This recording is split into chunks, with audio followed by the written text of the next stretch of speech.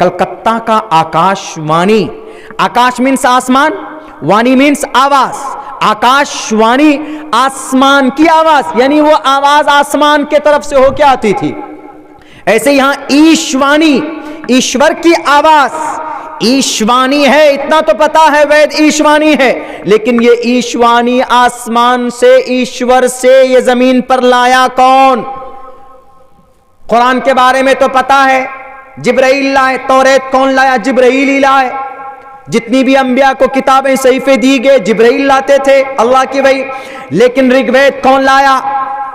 اس دودھ کا نام کیا نہیں معلوم۔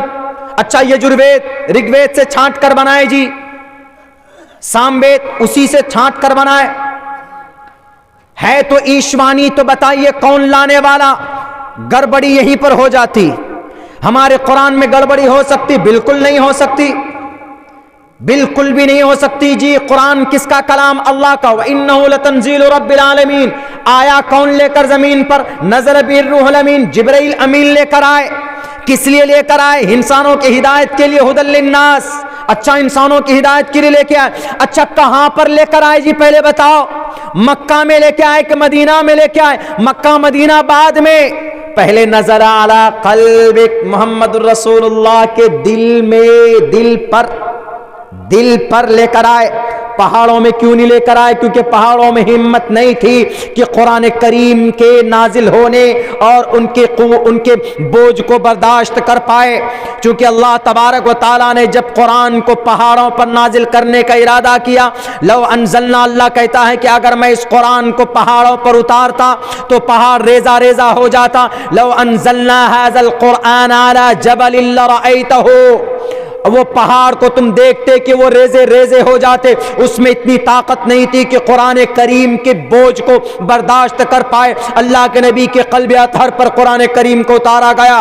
دنیا والوں تمہیں چیلنج ہے، بھارت کے ٹوٹل دھرم گرنتھوں کے گروؤں، تم آؤ ایک طرف، عبداللہ سالم ایک طرف رہے گا، کرسچن ہو، جین ہو، بودھ ہو، کنفیوشنزم ہو، تمہاری ایک ایک کتاب کو میں پڑھتا، مجھے پتا ہے کہ تمہاری کتاب کہاں سے آئی۔ توریت لے کر آئیں گے، بائبل لے کر آئیں گے، لیکن بائبل کے ماننے والے، انجیل کے ماننے والوں نے انجیل کو بدل دیا ہے، توریت کے ماننے والوں نے توریت کو بدل دیا ہے، زبور کے ماننے والوں نے زبور کو بدل دیا۔ ویدات کا پتہ نہیں، صرف اتنا پتا ہے کہ ایشوانی لے کر آئے کون، اس کے رچناتمک کون ہے۔ کہا جاتا ہے کہ صدیوں پہلے یہ سینہ بسینہ ان کے اشلوک، ان کے منتر ایک سینے سے دوسرے سینے تک، یعنی ایک استاد اپنے شاگرد کو، پھر وہ اپنے شاگرد کو، وہ اپنے شاگرد کو، ایک سینے سے دو سینہ تک منتقل ہوتا تھا۔ لیکن اس کے اوپر پہلا کوئی نہ کوئی استاد تو ہوگا، اس پر کہاں سے آیا؟ کہا جاتا ہے کہ اس ویدوں کو جمع کرنے والے منشیہ کا نام ہے وید ویاس جی، بس صرف وید ویاس جی۔ کون ہے وید ویاس جی؟ کہاں رہتے ہیں وید ویاس جی؟ محمد الرسول اللہ کے بارے میں پوچھو۔ محمد الرسول اللہ مکہ میں پیدا ہوئے، 8 فٹ چوڑا 9 فٹ لمبا اس گھر میں پیدا ہوئے۔ محمد الرسول اللہ کے ابا کون؟ عبداللہ، جن کو سنسکرت میں وشنو یس کہا گیا۔ محمد الرسول اللہ کے اماں کا نام کیا ہے؟ آمینہ، سنسکرت میں سومتی کہا گیا۔ محمد الرسول اللہ کہاں پیدا ہوئے؟ ھذا البلد الامین، مکہ المکرمہ میں پیدا ہوئے۔ سنسکرت میں کہا گیا ہے بہذا البلد، شمبل گرام کہا گیا۔ اللہ کے نبی کہاں پیدا ہوئے؟ کس گھرانے میں پیدا ہوئے؟ قبیلہ قریش میں اور بنی ہاشم کے خاندان میں پیدا ہوئے۔ سنسکرت میں کہا گیا براہمن سگہاتمن، براہمن سگہاتمن بھون وشنو یشسا کل کی پرادربھوشیتی۔ آپ کے دوست کون تھے؟ آپ کے دوست ابو بکر تھے، عمر فاروق تھے، عثمان تھے، علی تھے، اور بھی صحابہ کرام تھے آپ کے جو دوست بنے ہیں۔ سنسکرت میں کہا گیا چتربھر براتری بردیو کرشیامی کلکشیم، 4 دوست ہوں گے ان کے ساتھ جو ہمیشہ ہر وقت ان کے ساتھ ہوں گے، کوئی ان کا دامن نہیں چھوڑے گا، کوئی ان کا ساتھ نہیں چھوڑے گا۔ بدر کا میدان ہو، उहद का मैदान हो, चाहे शब अबी तालिब का घाटी हो, चाहे मक्कतुल मुकर्रमा के दरो दीवार पर नबी के ऊपर जुल्म ज़्यादती के पहाड़ तोड़े जा रहे हो, हर मकाम पर अल्लाह के नबी के साथ अबू बकर सिद्दीक खड़े थे।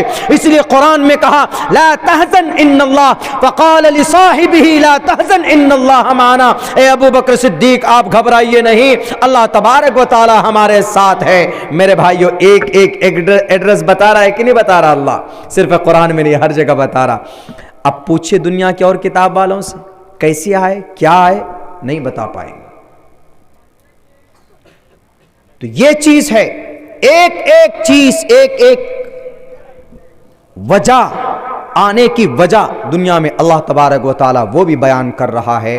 इससे साफ पता चलता है कि कुरान करीम हमारा आखिरी ऑथेंटिक फाइनल अल्लाह का कलाम है।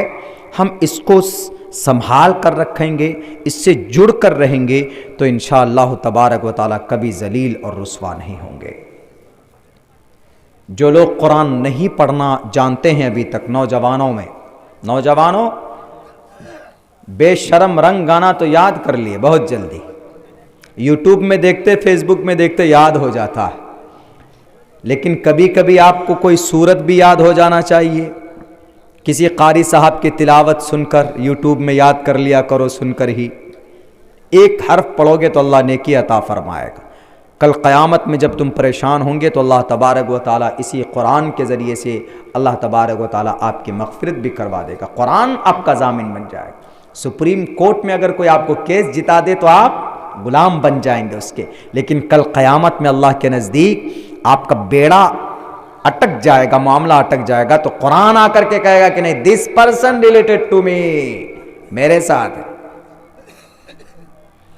लेकर जाएगा ये कुरान आपको जन्नत में। इसीलिए कुरान पढ़ना सीखिए। नहीं पढ़ना जानते हैं, कोशिश कीजिए, अटक अटक कर पढ़ते हैं तो पढ़िए, अटक कर 2 अजर मिलेगा, लेकिन कोशिश कीजिए बेहतर अंदाज में कुरान पढ़ने की। वक्त भी चूँकि बहुत हो चुका, मैंने खाना भी नहीं खाया है, मुझे कल असल बात करनी है। मैं तो बीमार था, बीमारी की हालत में इतनी देर तक बोल दिया हूँ मैं, तो इसीलिए इंशाअल्लाह कल पूरी तैयारी के साथ आइए। कल 2 टॉपिक पर बात करेंगे। एक तो ये जो नया साल है इस्लाम के नज़र में इसकी क्या हकीकत है। हम लोग जो जनवरी, फरवरी, मार्च, अप्रैल, मई, जुलाई, जनवरी, ये भूत का नाम है, भूत का, जैनस भूत का नाम है। जैनस उठाइए, तारीख पता चलेगा आपको, जैनस भूत का नाम। इतवार, जो इतवार हम लोग संडे जिसको बोलते हैं, संडे और इतवार, संडे इतवार का मतलब सूरज पूजने का दिन, संडे इतवार, इसकी तहकीक मैं कल करूंगा आप लोगों के सामने। जैनस जनवरी जिसको हम लोग हैप्पी न्यू ईयर मनाते हैं, हैप्पी न्यू ईयर नहीं है वो, हैप्पी भूत डे है वो, हैप्पी भूत डे। जैनस एक बहुत बड़े भूत का, चुड़ैल का नाम था। पूछा, आप देखिए यूरोप की तारीख उठा करके देखिए, यूरोप वालों ने इसीलिए जैनस को जनवरी कर दिया, जैनस को जनवरी। क्यों?